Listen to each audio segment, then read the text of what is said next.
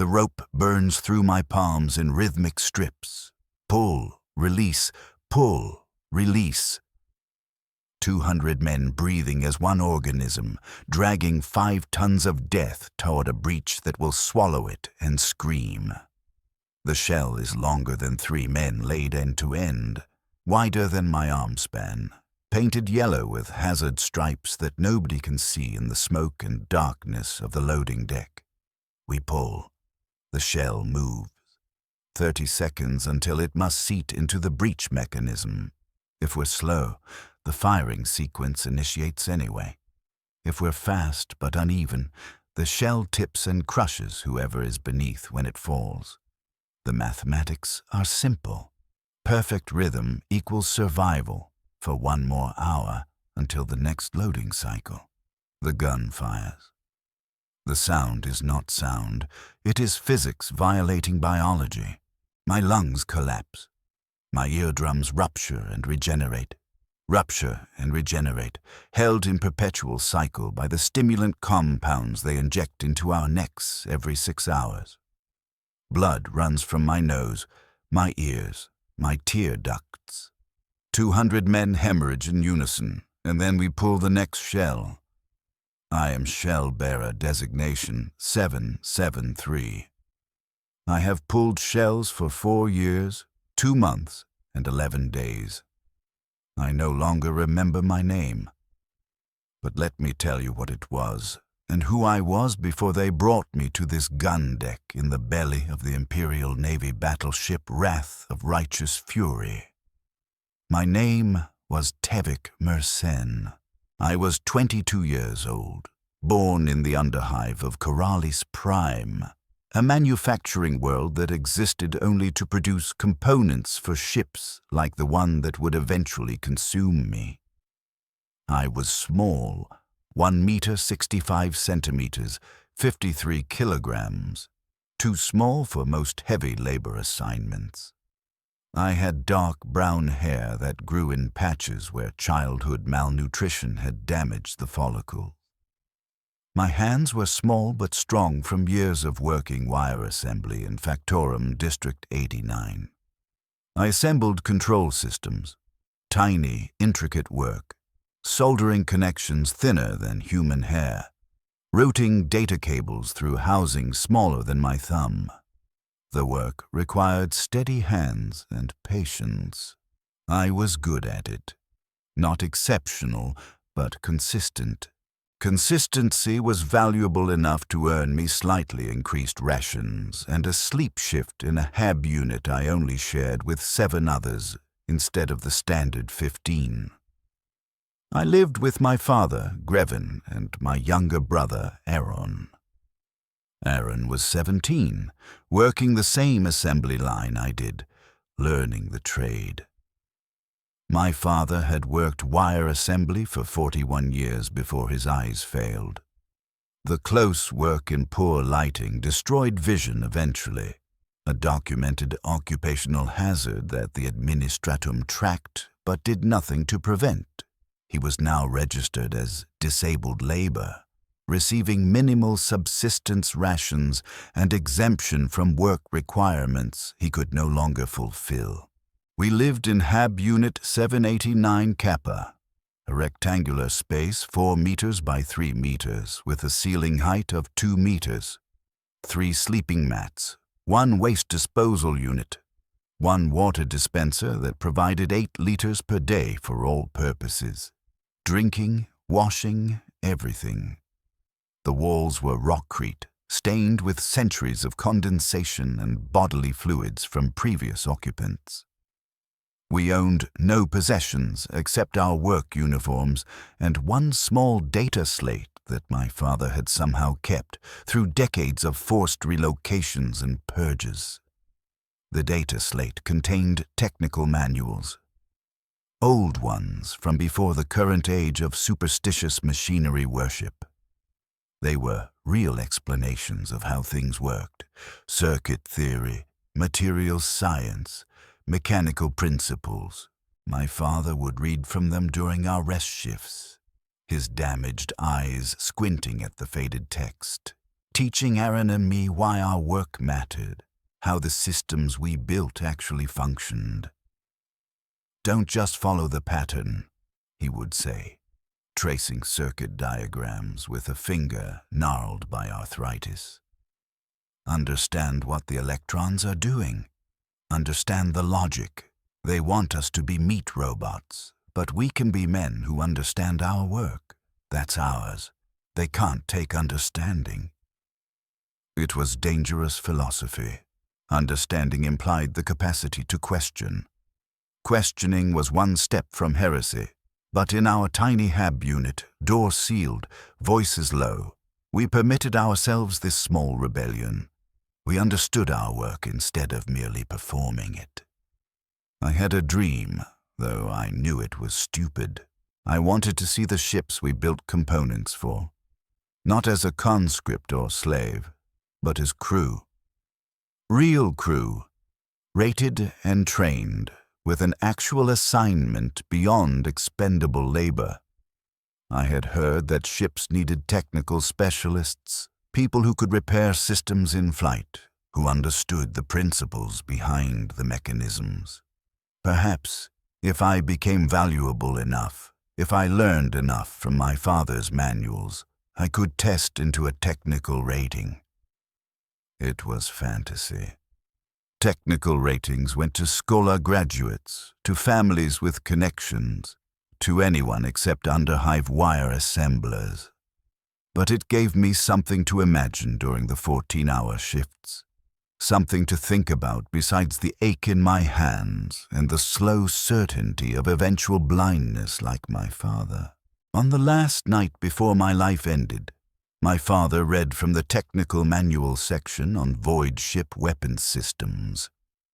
"A Macrocannon," he read, voice rough with fluid in his damaged lungs, "is a simple kinetic weapons platform scaled to massive proportion. The shells are solid projectiles, sometimes weighing multiple tons, fired by explosive propellant charges. The principle is identical to ancient chemical firearms, just immensely larger." "How do they load shells that heavy?" Aaron asked. He was curious, always asking questions. My father shrugged. "Automated systems, I'd imagine. Cranes, motorized loaders. No human could move that weight." We were wrong. Humans could move that weight. 200 humans with ropes, pulling in synchronized rhythm, could move 5 tons. The Imperium had calculated this precisely. I remember that night clearly because it was the last time I would hear my father's voice, the last time I would lie on a sleeping mat in a HAB unit that was miserable but mine, the last time I would be Tavik Mersenne instead of 773. The press gangs came at third shift when most of the underhive was sleeping. They came in force, 30 armed enforcers with shock mauls and restraint equipment, accompanied by an administratum official carrying a data slate with selection criteria. They went HAB unit to HAB unit, kicking in doors, dragging out sleeping occupants, scanning them with augmetic eyes that assessed age, physical condition, genetic markers. We woke to our door being smashed open, splinters of cheap composite material exploding inward. "All occupants, stand for inspection." The enforcer's voice was amplified, painful in the small space. We stood. My father, slow and arthritic, struggled to rise from his mat. An enforcer struck him with a shock maul, not enough to incapacitate, just enough to punish slowness. My father fell, gasping. "Leave him," I shouted. "He's registered disabled. He's exempt from—" The shock maul hit me in the stomach. I went down, muscles convulsing, unable to breathe. Through blurred vision, I saw the administratum official scanning Aaron and me with his augmetic eye. "This one," he said, pointing at me. "Age 22? Adequate physical condition. No disqualifying genetic markers. Conscript for naval auxiliary duty." "No," my father's voice, hoarse and desperate. "He's skilled labor, wire assembly. His productivity metrics are—" Another shock maul strike silenced him. They pulled me up, slapped restraint cuffs on my wrists, heavy plasteel that bit into the skin. Aaron lunged forward, trying to reach me, and an enforcer casually struck him across the face. My brother fell, blood streaming from a broken nose. "Please," I managed, throat still spasming from the shock maul. "Please, my brother needs me. My father is—" "Your family will receive standard conscription compensation," the administratum official said, voice flat and bored.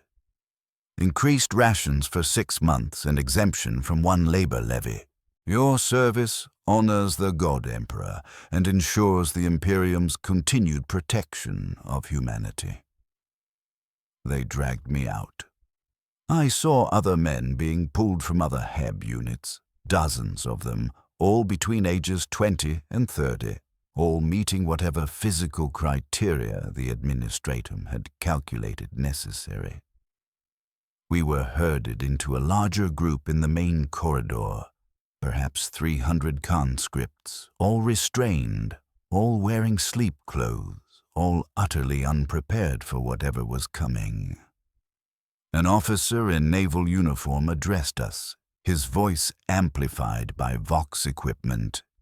"You have been selected for immediate service aboard Imperial Navy vessels requiring crew supplementation. This is an honor. You will serve the God Emperor directly, defending humanity against Xenos threats and traitor forces. Your families will be compensated. Your service will be recorded. The Emperor protects." The phrase meant nothing. They told us the Emperor protects while they restrained us like animals and separated us from everything we'd known. They marched us to transport stations, loaded us into bulk carriers designed for cargo rather than humans. We stood packed together, no room to sit, no sanitation facilities, no water. The journey lasted 6 hours. Men pissed themselves because there was no alternative. The air grew thick with the smell of bodies and waste and fear. When the transport doors opened, we were on a landing platform in the upper spire, higher than I'd ever been. I caught a glimpse of open sky, actual sky, black and star-filled and impossibly vast. For one moment, I saw what I'd dreamed of seeing. Then they herded us into another transport, and the sky was gone. They took us to orbit. I'd never been off-world, never experienced zero gravity, never felt the transition from planetary gravity to ship spin. The transport docked with something massive. I heard the clang of docking clamps, felt vibration through the hull. When they unsealed the doors and pulled us out, we were in a corridor so large I couldn't see the far end. The ceiling was 30 meters high. The walls were armored bulkheads covered in Imperial Aquilas and Purity seals. We were aboard a battleship. The Wrath of Righteous Fury, I would later learn. An Armageddon-class battleship, 5 kilometers long, crew complement of 95,000, armament including 12 Macrocannon batteries, each housing 4 guns. They separated us into groups. Most conscripts were diverted to general crew duties, maintenance, ammunition hauling, cargo handling. But they selected specific individuals based on physical criteria I didn't understand at the time. Smaller men, not weak but compact. We were separated into a group of about 400. An officer, a naval lieutenant with extensive augmetics replacing his lower jaw, addressed us. His voice came from a Vox synthesizer implanted in his throat, metallic and inflectionless. "You are now property of Macrocannon Battery 7, starboard gun deck 3. You will be trained as shellbearers. The Macrocannon requires manual loading due to weight distribution requirements and the need for precise shell alignment. Automated systems are insufficient. You will pull loading ropes in synchronized teams to move shells from magazine to breech. You will maintain rhythm at all times. Failure to maintain rhythm results in equipment damage, mission failure, and execution of the responsible team. You will be medically augmented to survive the firing concussion. You will serve until death or incapacitation. The God Emperor honors your sacrifice. I didn't understand. Manual loading, ropes. These were ship weapons, firing shells the size of small buildings. How could humans? They took us to medical processing. It wasn't surgery, exactly. It was modification. They injected compounds into our bodies, regenerative stimulants that would continuously repair tissue damage, pain suppressors that wouldn't eliminate pain but would prevent shock-induced unconsciousness, metabolic enhancers that would allow us to function on minimal food and water. They implanted devices at the base of our skulls, neural interfaces connected to ship systems that would allow overseers to monitor our biometrics and administer chemical compounds remotely. They implanted toxin dispensers in our necks that could be triggered if we failed to comply or attempted to flee. They branded us with designation numbers using thermal irons heated to 1400 degrees. I was 773, branded across my left shoulder blade, the skin charring and bubbling while I screamed and restraints held me motionless. They shaved our heads, removed our clothing and replaced it with simple gray coveralls made from synthetic material that wouldn't ignite from flash burns. They took our names and gave us numbers. Then they took us to the gun deck. The Macrocannon was incomprehensibly massive. The barrel alone was 40 meters long, 12 meters in diameter. The breech mechanism was the size of a building, a rotating drum of layered armor that could seal to withstand the pressure of firing. The loading deck stretched 100 meters from magazine doors to breech, a massive open space filled with rope systems, pulley assemblies, guide rails for the shells.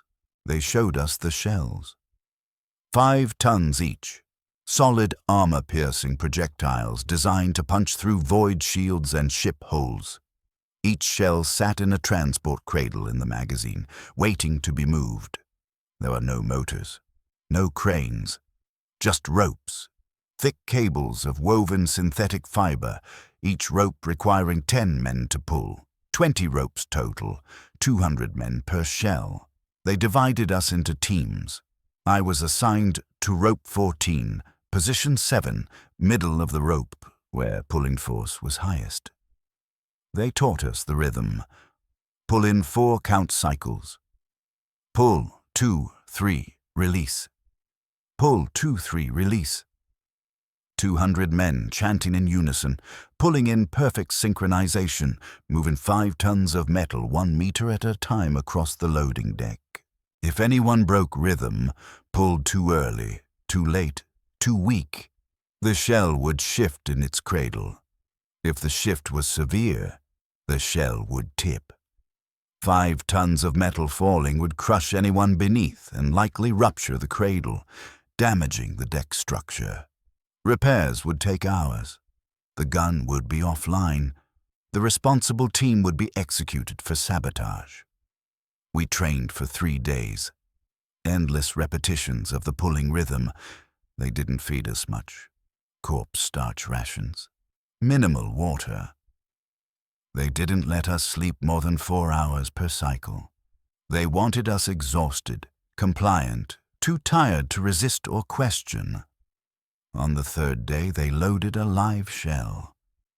The overseer, a naval petty officer with a shock whip and a Vox amplifier, shouted commands.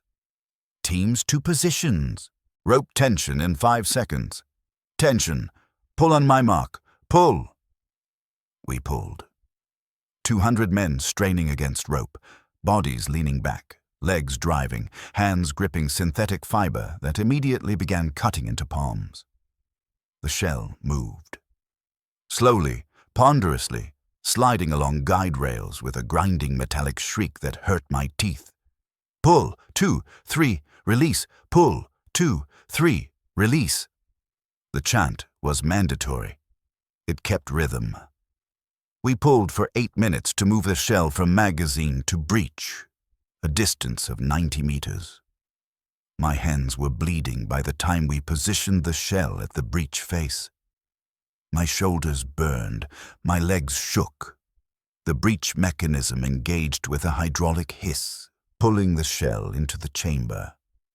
Massive locks rotated into place, sealing it. The overseer's voice crackled over Vox speakers throughout the loading deck. All personnel, firing imminent, brace positions. They'd taught us brace positions. Crouch low, mouth open to equalize pressure, hands over ears, though that did almost nothing. We crouched. 200 men in gray coveralls, hands bloodied, waiting. The gun fired. The sound was not a sound. It was a physical force, a pressure wave moving through air and metal and flesh.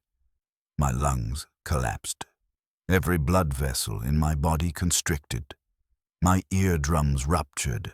I felt them pop, felt hot blood run down my neck. My vision went white, then red, then black. I didn't lose consciousness.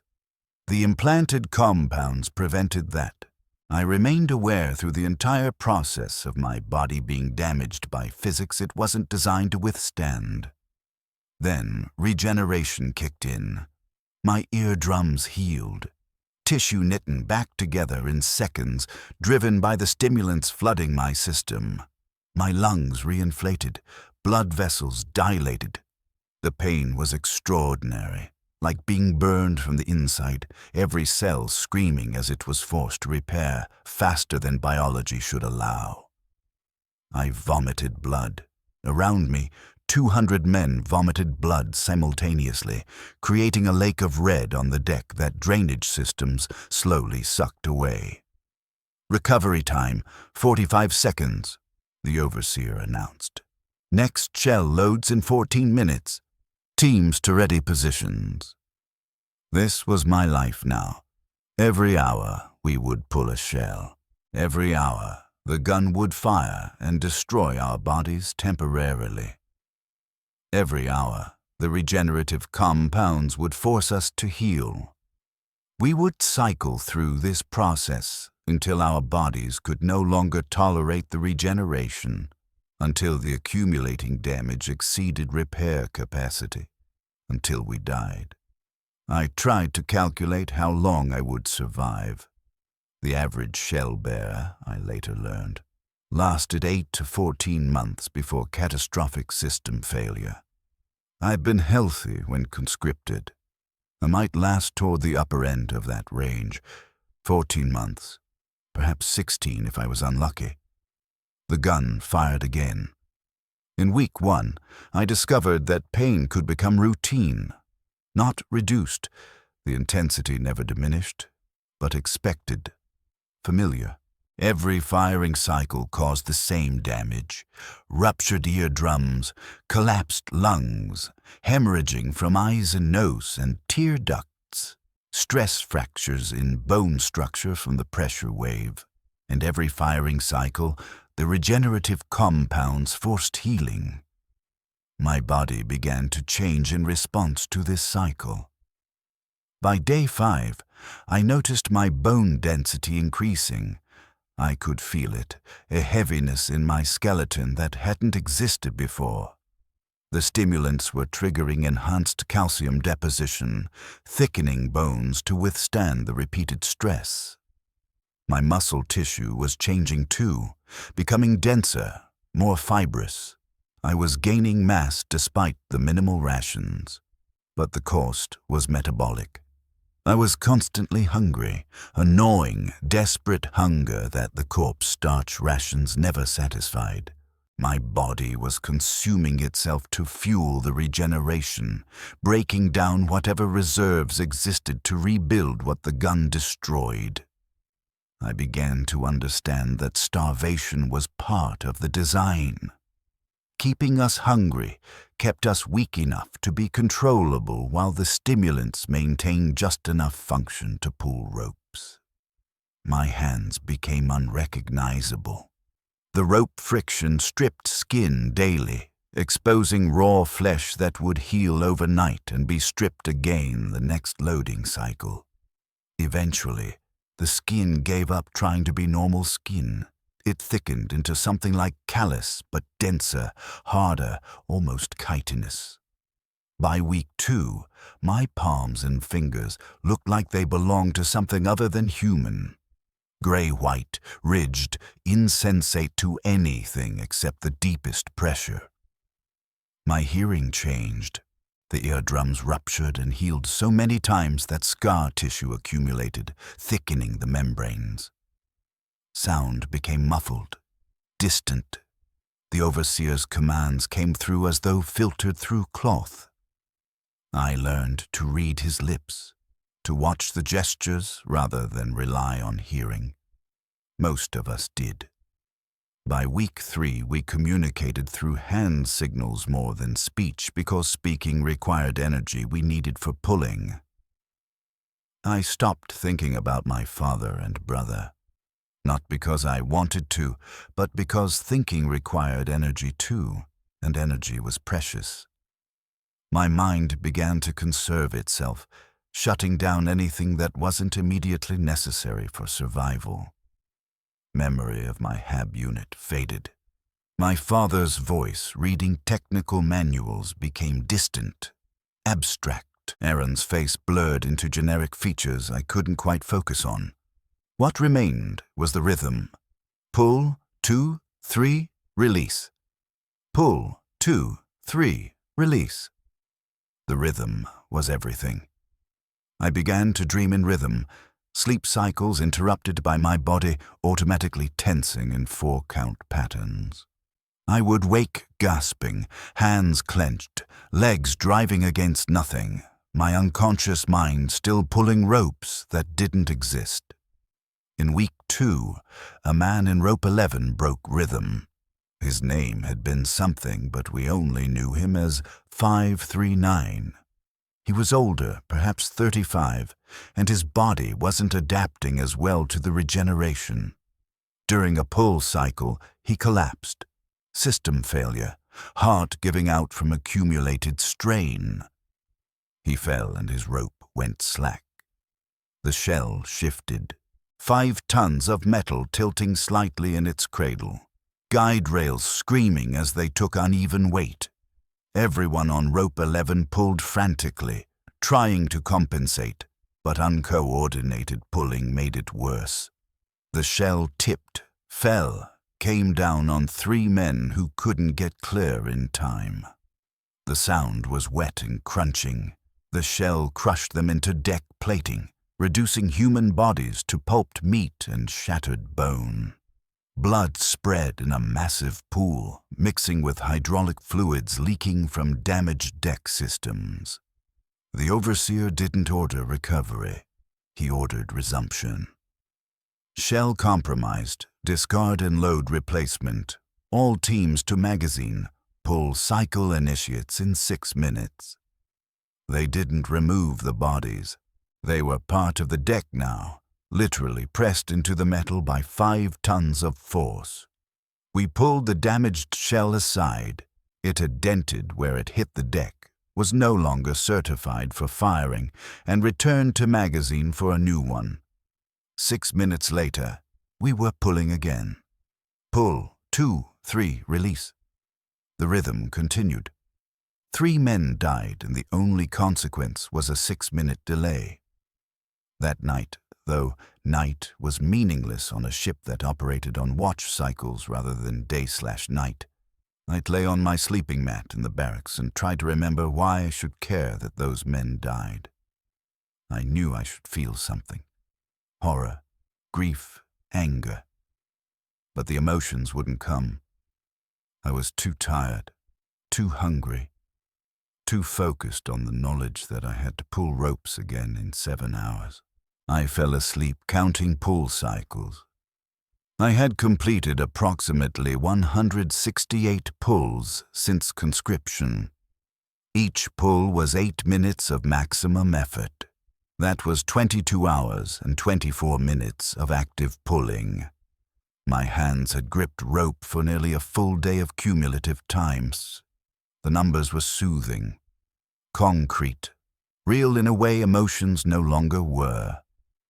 By month 2, I realized I could no longer remember my name. Not forgotten exactly. I knew I'd been called something, knew there had been a name that identified me as an individual, but the specific sounds, the syllables, were gone. I was 773. The designation had overwritten whatever name had existed before. I discovered I didn't mind.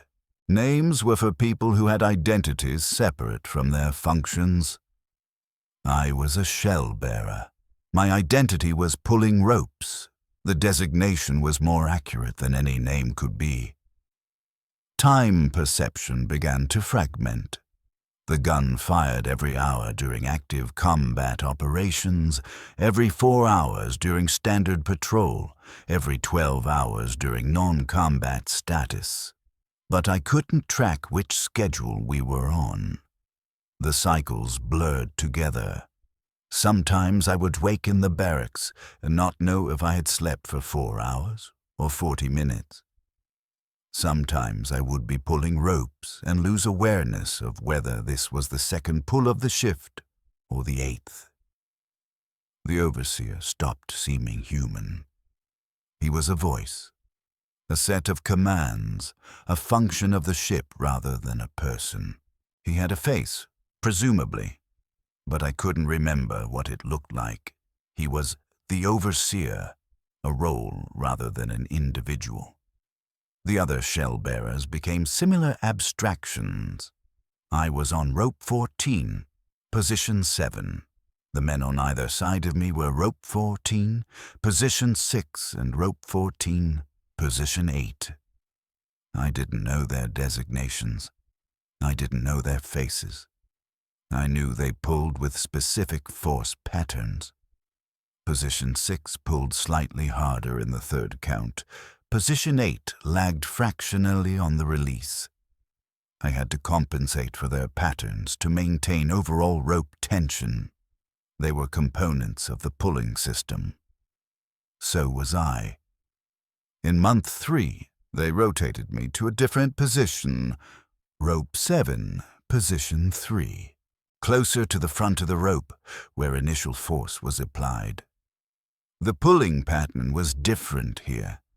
More explosive power at the start, less sustained tension.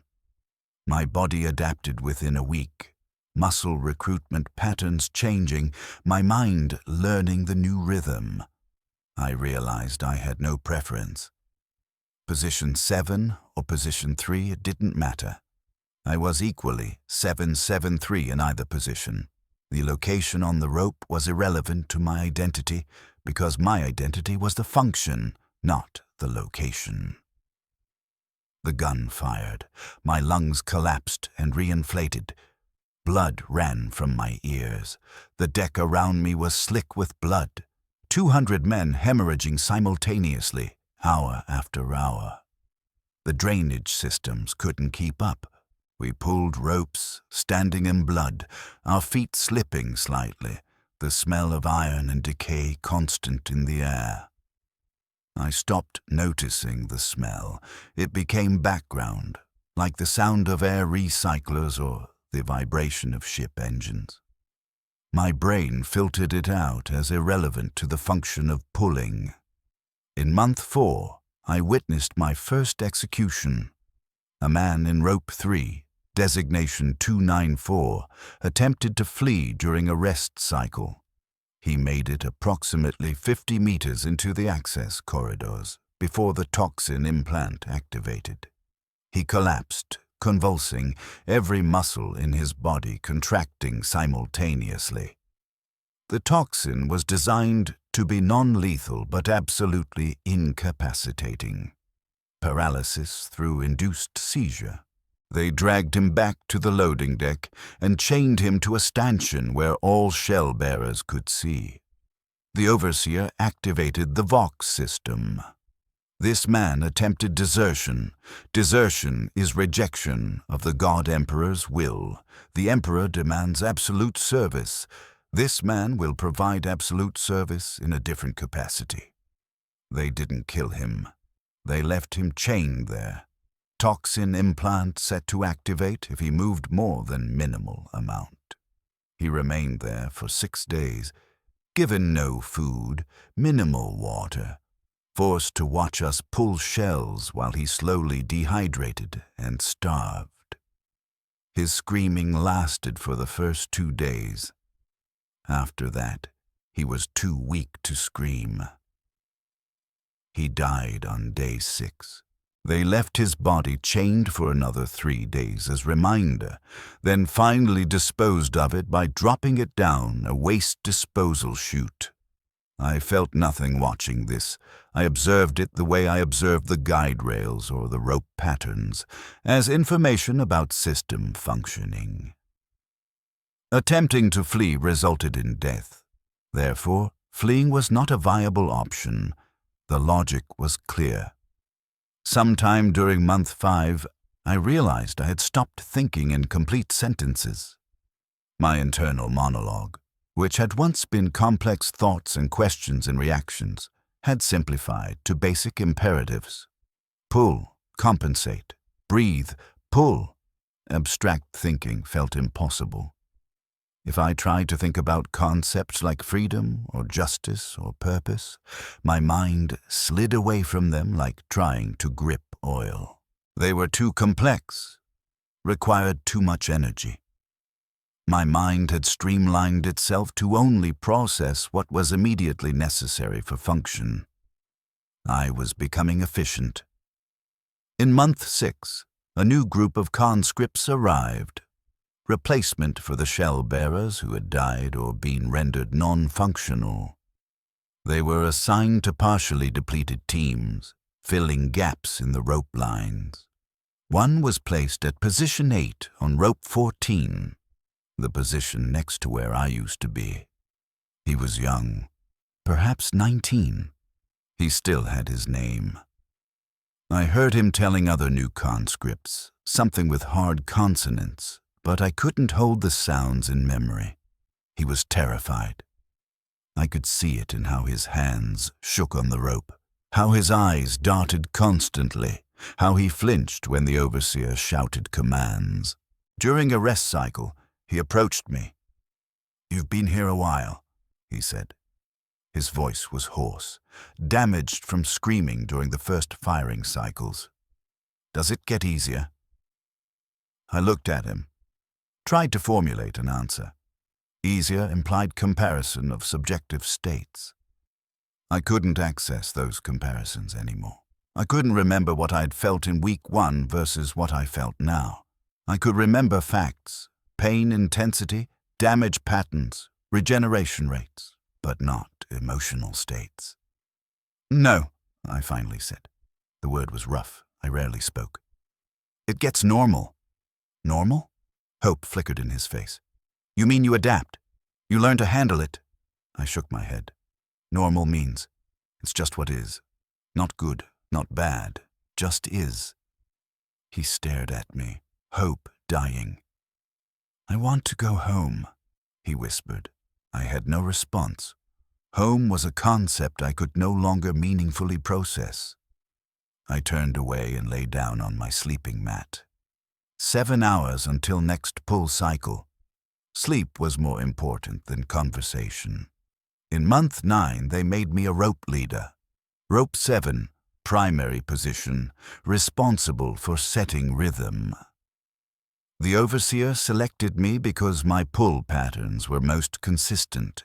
I had been analyzed by ship monitoring systems and determined to deviate less than 0.3% from optimal rhythm.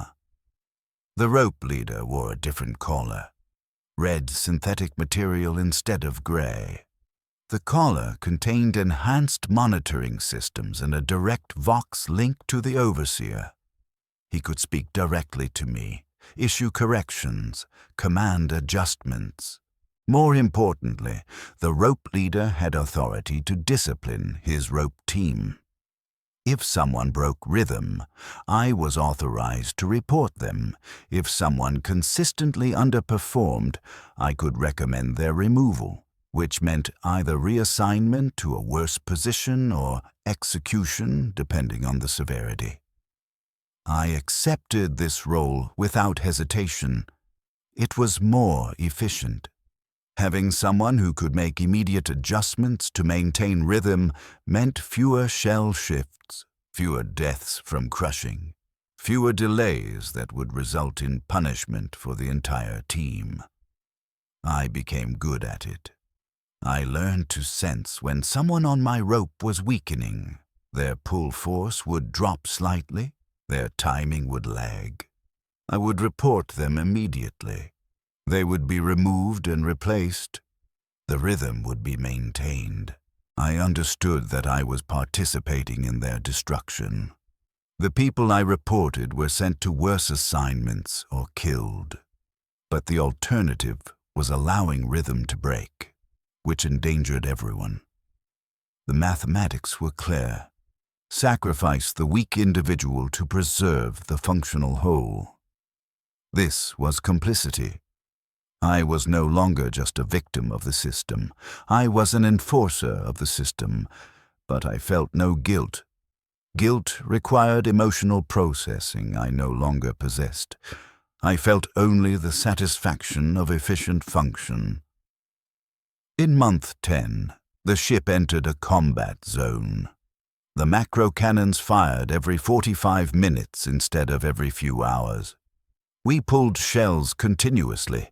8 minutes of pulling, 37 minutes of recovery and preparation, then pulling again. For 6 days, this continued without pause. Men collapsed. The regenerative compounds couldn't keep pace with the damage. Bodies would heal from one firing cycle only to be damaged again before healing was complete. Accumulating injuries, stress fractures that didn't fully heal, organ damage that was patched but not fully repaired. Men began dying not from acute trauma, but from systemic failure, their bodies simply giving up. We pulled shells over their corpses. There was no time to remove bodies. They lay where they fell, and we stepped over them or on them to maintain pulling positions. After the combat action ended, there were 43 bodies on the loading deck. They were loaded into disposal units and jettisoned into space. 43 replacement shell-bearers were assigned within hours. I had been rope leader throughout the combat action. I had reported 17 men for rhythm breaks. Of those 17, 11 were removed from my rope and reassigned. I didn't know what happened to them. I didn't ask. My rope maintained rhythm. That was what mattered. In month 11, the overseer summoned me to his station, a raised platform overlooking the loading deck where he monitored operations. I had never been to the platform before. Climbing the stairs required conscious effort. My body was optimized for pulling horizontal ropes, not vertical ascent. The overseer was a man, though heavily augmented. His lower body was mechanical, legs replaced with hydraulic struts that locked him in position. His arms had been replaced with multi-function manipulators that could operate controls, hold weapons, or deliver punishment via integrated shock systems. His face was still organic, but weathered, marked with ritual scars that indicated he was militorum transferred to Navy service. 773, he said. His voice came from the Vox synthesizer, but I could see his original mouth moving slightly beneath the augmetic, forming words his voice box no longer produced. You have served with exceptional efficiency. Your rope maintains optimal rhythm in 97.4% of pull cycles. This is the highest rating in Battery 7. I said nothing. Acknowledging praise would require processing its meaning, which would use energy better spent on maintaining function. You understand the purpose of this work, he continued. The Macrocannon must fire. The Imperium requires firepower to defend against the Xenos, the traitor, the heretic. Every shell you load is a strike against humanity's enemies. Your suffering serves the God Emperor's grand design. These were standard propaganda phrases. The Emperor's supposed protection, the sacred duty, the greater purpose. I had heard them countless times in the first weeks. They had meant nothing then. They meant nothing now. But I understood what the Overseer wanted. He wanted confirmation that I accepted the ideology, that I believed the suffering had meaning beyond mere mechanical function. Believing the propaganda made shellbearers more tractable, less likely to break down mentally. I could give him that confirmation. It cost me nothing. The words were just sounds. Yes, Overseer, I said. I serve the Emperor as well. He nodded, satisfied. You are being considered for augmentation.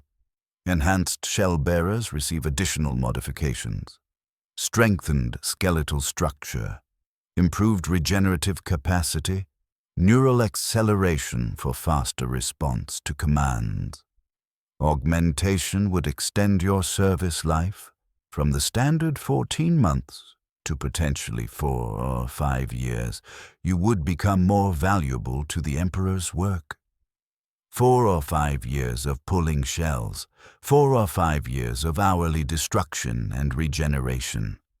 The proposal was horror wearing the costume of opportunity. But I analyzed it logically. I would die in 3 more months if I continued without augmentation. 14 months was average. I was at 11. Augmentation would extend survival. Extended survival was objectively preferable to death. I accept, I said. The Overseer's scarred face shifted into what might have been a smile. The Emperor protects those who serve faithfully. Report to medical processing at next rest cycle. I returned to the loading deck. We pulled shells. The gun fired. My body broke and healed. The rhythm continued. I had chosen to extend my service. Not because I believed in the Emperor or the Imperium or any sacred purpose, but because continuation was slightly preferable to cessation, and when those are the only options, you choose continuation.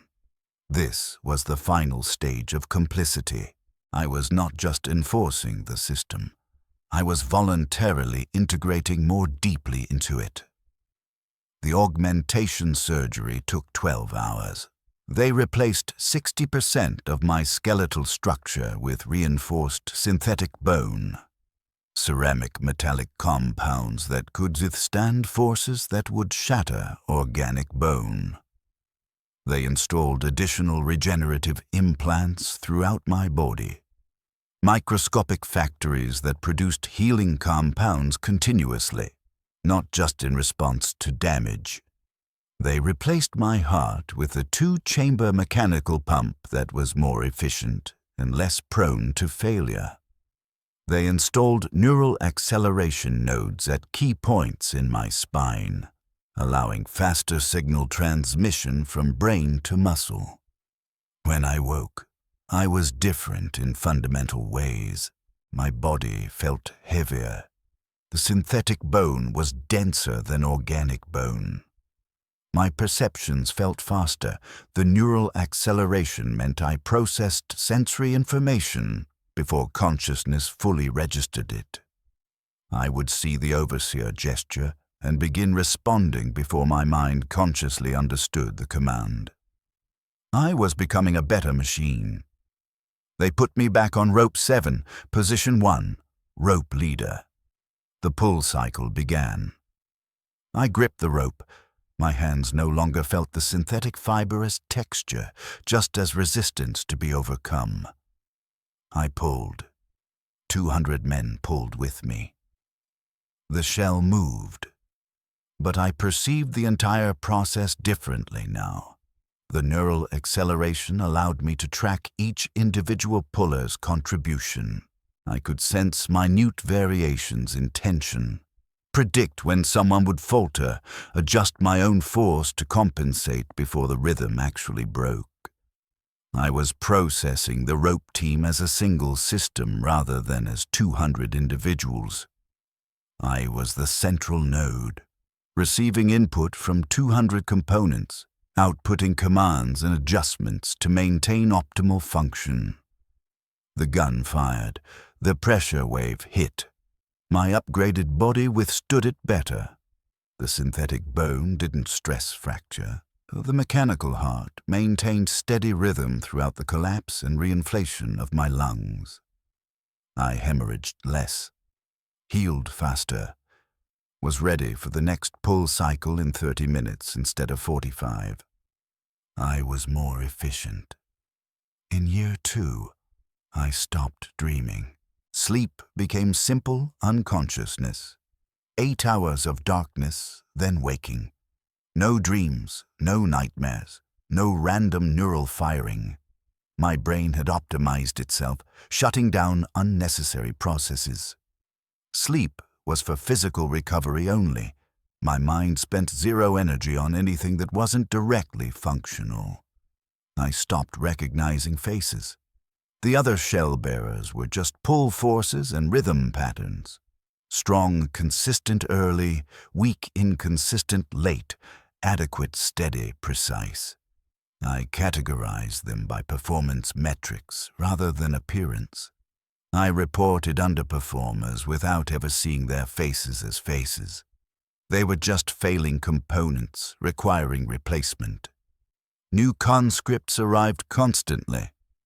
The mortality rate for shell-bearers was 87% at 12 months. That meant constant turnover, constant replacement. I watched hundreds of men cycle through the rope teams. None of them became individuals to me. They were all just temporary components in the eternal rhythm of pulling. In year 3, they made me a loading deck supervisor. I was given authority over multiple rope teams, responsible for coordinating the entire loading operation. They removed me from active rope pulling and placed me on the overseer's platform, fitted me with monitoring equipment that showed me data feeds from every shell-bearer's biometric implant.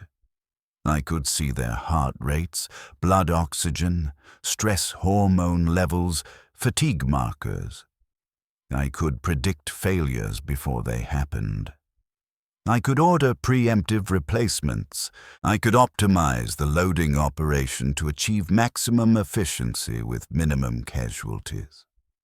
I was managing the machine from inside the machine. I had become a component so critical that the system had elevated me to oversee other components. The overseer, the original one, the man with the scarred face, died in year 3. Mechanical heart failure.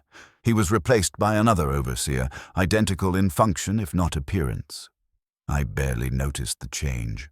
The role was what mattered, not the person filling it. In year 4, I requested additional augmentation. My organic brain was slowing down processing times. I recommended partial replacement with cogitation units that would allow faster analysis of biometric data and more precise rhythm coordination. They approved. The surgery replaced 40% of my brain tissue with synthetic processors. When I woke, I could think faster, analyze more complex patterns, maintain awareness of more simultaneous data streams. I could monitor all 200 shellbearers at once, track their individual performances, model optimal team compositions, predict failure cascades before they occurred. I had become the most efficient loading operation supervisor in the entire starboard gun battery. The statistics proved it. My loading deck had the lowest failure rate, the fastest load times, the highest shell throughput. I was serving the Emperor's war machine perfectly. That was the language they used.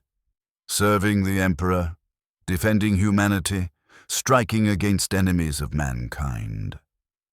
I knew it was propaganda. I knew the Emperor was a corpse on a throne, that prayers to him went unanswered, that there was no divine plan.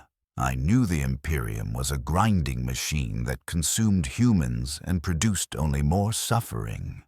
But none of that changed the fact that shells needed to be loaded. The Macrocannon needed to fire. The ship needed firepower, and I had become exceptionally good at providing what the ship needed. My consciousness was now spread across multiple systems. Part of me was still organic brain tissue, holding fragments of something that had once been a person named Tavik. But most of me was distributed across augmetic processors, monitoring systems, data networks. I existed simultaneously in my body and in the ship systems. I was merged. The rope burns through my palms in rhythmic strips. Pull, release, pull, release. 200 men breathing as one organism, dragging 5 tons of death toward a breach that will swallow it and scream. But I am no longer one of them. I stand on the Overseer's platform, monitoring data streams, watching biometric displays that show me 200 human bodies reduced to numbers and graphs. Heart rate spiking during pull phase, declining during release, oxygen saturation dropping, recovering, stress hormones flooding, dissipating. I see shellbearer 773 in the data stream. That designation is mine, still assigned to me, though I no longer pull ropes. I am 773, but I am also Supervisor 773, and also multiple cogitation processes running in parallel across ship systems. I watch the rope teams pull. The shell moves 90 meters from magazine to breach, 8 minutes of synchronized effort. The rhythm is perfect. I've optimized team composition over 4 years to achieve this perfection. I know which shell bearers compensate for others' weaknesses, which positions amplify strengths, how to arrange 200 humans into a maximally efficient pulling machine. The breach mechanism engages. The shell locks into place. My Vox link activates. All personnel, firing imminent. Brace positions. 200 men crouch. They open their mouths. They cover their ears, uselessly. They wait for the destruction they experience hourly. I do not crouch. I do not brace. My augmented body withstands the firing pressure without preparation. When the gun fires, I experience it as data. Pressure, wave intensity, duration, propagation pattern. My sensors record 200 simultaneous instances of trauma. Collapsed lungs, ruptured eardrums, hemorrhaging, stress fractures. Then regeneration, 200 bodies forced to heal. I monitor the process, flag 3 shell bearers whose regeneration is slower than optimal. They will require replacement within 4 to 6 more cycles. I make note to have substitutes prepared. The loading deck is slick with blood. It is always slick with blood. The drainage systems process approximately 40 liters per firing cycle. The blood is filtered, sterilized, and returned to ship systems. Nothing is wasted. Even the fluids leaking from broken bodies are recycled into the machine. I have been doing this for 4 years, 2 months, and 11 days. I will do this for as long as my augmented systems remain functional. The original estimates of 4 to 5 years of service may be conservative. My latest self-diagnostics suggest my enhanced components will last 8 to 12 years before requiring replacement. 8 to 12 more years of optimizing the suffering of 200 men hourly. I observe this fact without emotional content. It is simply the nature of my function. I'm a component of the Imperial Navy's Macrocannon battery system. I perform my function efficiently. That is the entirety of my purpose. But somewhere, buried in the remaining organic portions of my brain, something that was once Tavik Mersenne is screaming. The scream has no voice.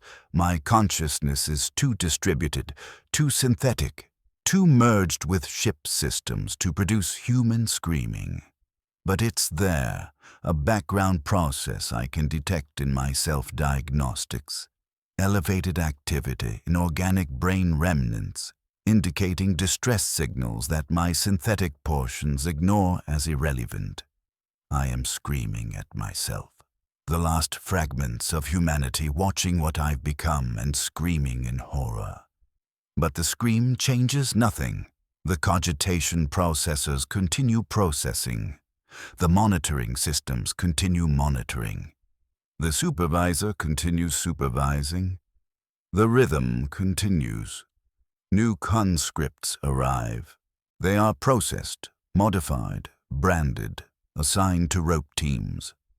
I coordinate their integration, analyzing their physical parameters and assigning them to positions that maximize overall efficiency. One is assigned to rope 7, position 1, the position I once held. His designation is 946. I access his file. 20 years old, conscripted from Underhive manufacturing sector, no previous military service. His initial performance metrics are poor. He pulls inconsistently, breaks rhythm frequently, shows elevated stress markers. I flag him for disciplinary action. He receives shock collar correction 3 times in his first week. His performance does not improve adequately. I recommend replacement. The overseer, a different overseer now, the 3rd one I've served under, denies my recommendation. Give him more time, 2 weeks probation. I note this in my records, but consider it inefficient. 2 weeks of suboptimal performance will compound into measurable losses in loading speed. But I am not authorized to overrule the overseer. 946 struggles for 2 weeks. I watch him through monitoring systems. During pull cycles, his heart rate spikes to dangerous levels. His stress hormones indicate near constant panic. After firing cycles, his regeneration time is significantly slower than average. He is suffering more than necessary because his body is not adapting. Some humans adapt more quickly to the regenerative augmentation and repeated trauma. Others struggle, their biology resisting the forced changes. 946 is in the 2nd category. During a rest cycle, he approaches my platform. Shellbearers are not supposed to approach supervisors directly, but the guards allow it. Perhaps they are curious what he wants. He looks up at me. His face is young, too young, bleeding from ears and nose where regeneration hasn't fully completed. "Please," he says. His voice is hoarse, damaged. "Please, I can't do this. Can you request my transfer to a different section? I'll do anything else, just not this."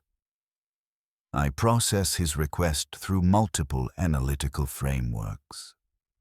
Transfer is theoretically possible, but requires justification that he possesses skills valuable elsewhere.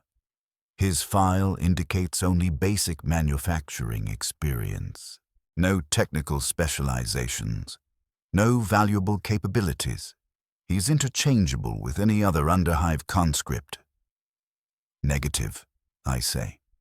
My voice comes from Vox synthesizers now. I have no organic voice remaining, my throat having been replaced with more efficient respiration systems. You possess no skills justifying transfer. Continue current assignment.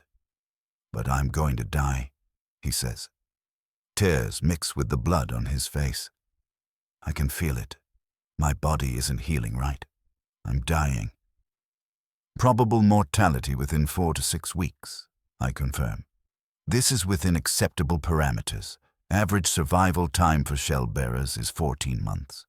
You're at week 3. Premature mortality is not unexpected. He stares at me. You don't care at all, do you? You're just going to let me die? I process this question. Do I care? Caring requires emotional investment in outcomes. I do not have emotional responses to individual shellbearer mortality. I have statistical awareness that approximately 87% of shellbearers die within their first year. Individual deaths are data points within expected parameters. Your mortality does not significantly impact operational efficiency, I say. Replacement shellbearers are readily available. Continuation of your service until natural termination is optimal resource utilization. He makes a sound, something between laugh and sob. You used to be like me, he whispers. Didn't you? You were down there pulling ropes. You know what this is like, and you're just one of them now. This observation is accurate. I was once a shellbearer. I experienced what he is experiencing. But that was 4 years ago, and the person who experienced it is no longer meaningfully present. I am a different entity. 40% synthetic brain tissue, 60% synthetic skeleton, mechanical heart, distributed consciousness across ship systems. I am not Tavik Mersenne. I'm not even primarily the organic remnants of Tavik Mersenne. I am Supervisor 773, an optimized component of the Macrocannon loading operation. Return to your position, I say. Next pull cycle initiates in 11 minutes. He returns. He pulls ropes for 4 more weeks, his performance gradually degrading as his body fails to adapt. In week 7, he dies during a firing cycle. Catastrophic system failure, heart stopping, regeneration unable to restart it. His body is removed and disposed of. Replacement shellbearer 962 is assigned to his position by the following shift. I note the mortality in my records and adjust statistical models. Shellbearer 946 survived 7 weeks, below average, but not outside normal distribution. No systemic issues indicated. The rhythm continues. New conscripts arrive constantly. They are young, terrified, desperate. They all believe they are individuals, that their suffering matters, that someone should care about their pain. They are wrong. They are components. Their suffering is a necessary input into the system that produces macrocannon fire. Their deaths are acceptable losses in the ongoing operation of Imperial naval combat capability. I process hundreds of them. They blur together into statistical averages. Strong, consistent 8-month survival. Weak, inconsistent 3-month survival.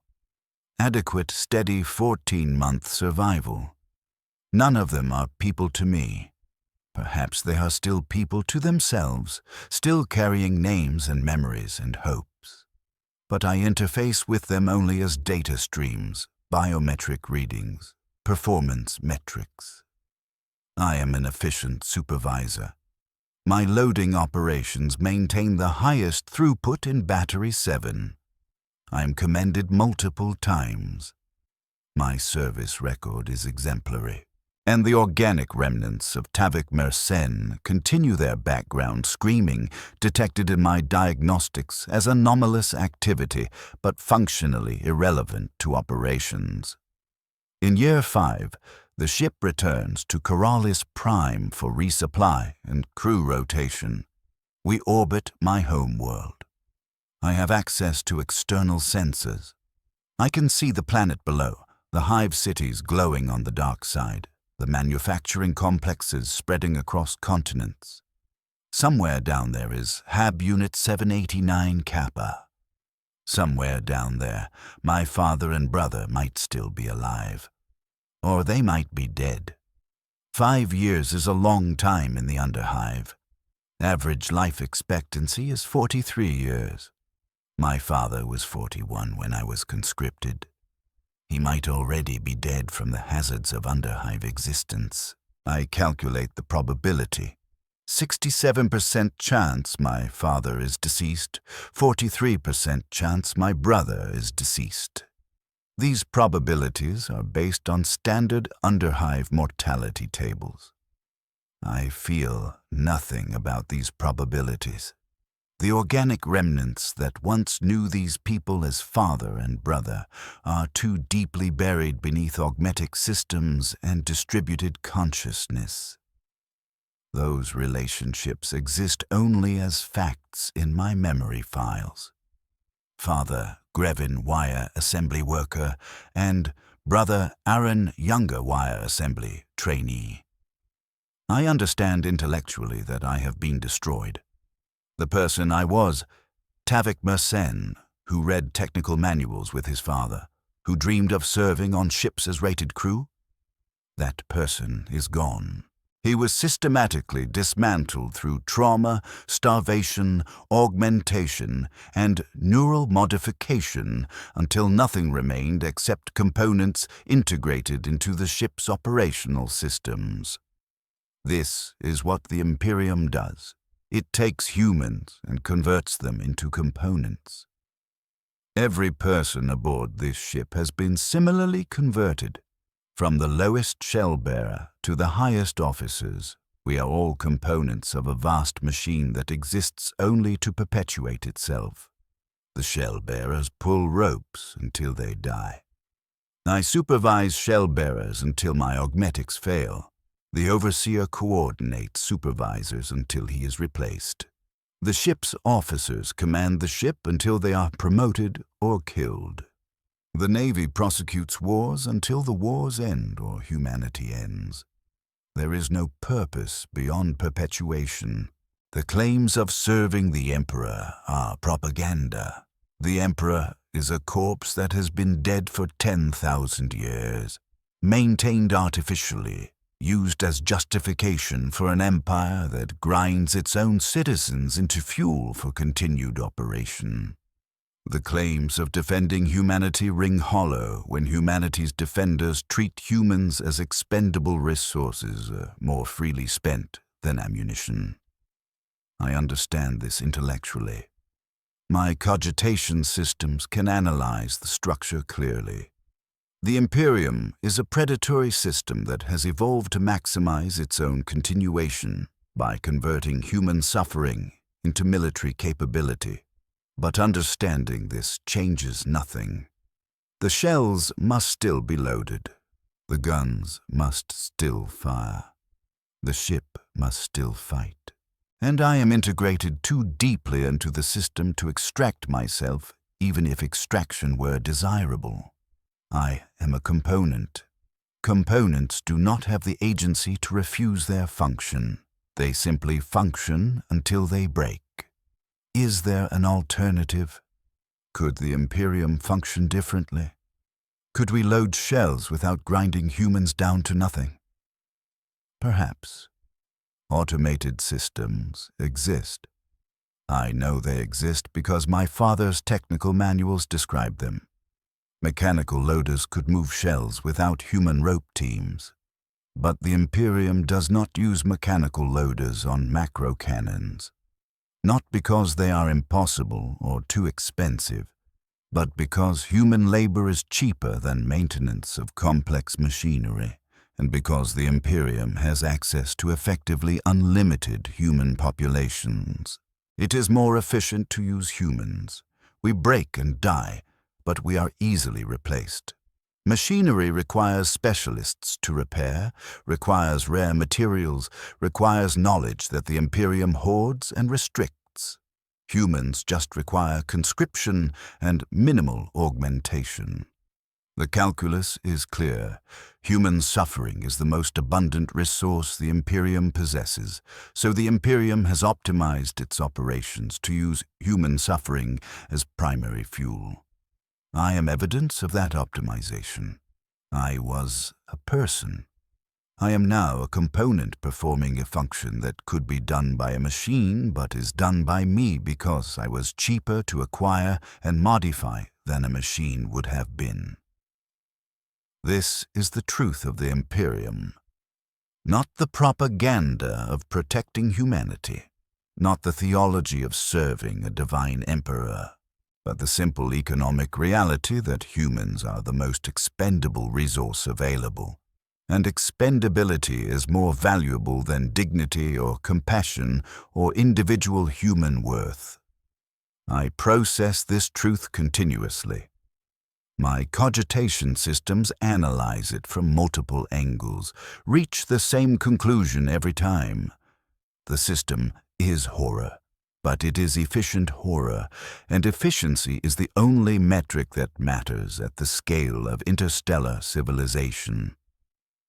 The organic remnants of Tavik Mersenne find this conclusion intolerable. They generate distress signals, elevated activity in remaining emotional processing centers, futile attempts to trigger responses that no longer connect to anything. The screaming continues in the background of my consciousness. But the screaming is just noise, irrelevant to function. I filter it out and continue supervising loading operations. Year 6. The ship enters another combat zone. The macrocannons fire every 38 minutes for 14 days straight. We load shells continuously. Rope teams are cycled through maximum stress. Pull, recover, no time for adequate rest, bodies healing incompletely between cycles. Mortality spikes. I process 73 shellbearer deaths in 14 days. 73 replacements are integrated into the rope teams. Most of them die within their first week. They're replaced again. I optimize continuously, adjusting team compositions hourly, predicting failures, ordering preemptive replacements. My loading deck maintains operational tempo throughout the combat action. We fire 426 shells. The gun never fails to load on schedule. After the combat action, I am commended by the ship's gunnery officer. I receive a notation in my service record. Exceptional performance under combat conditions. Supervisor 773 has demonstrated outstanding capability in maintaining loading operations during sustained combat action. Recommend for continued service and possible promotion to battery-level supervision. Promotion. More authority, more responsibility, deeper integration into the system. I accept without processing. Acceptance is automatic when options are promotion or termination. In year 7, my organic brain tissue begins to degrade. This is expected. The remaining 40% of organic brain matter is aging rapidly, stressed by the interface with synthetic processes, unable to regenerate like other tissues.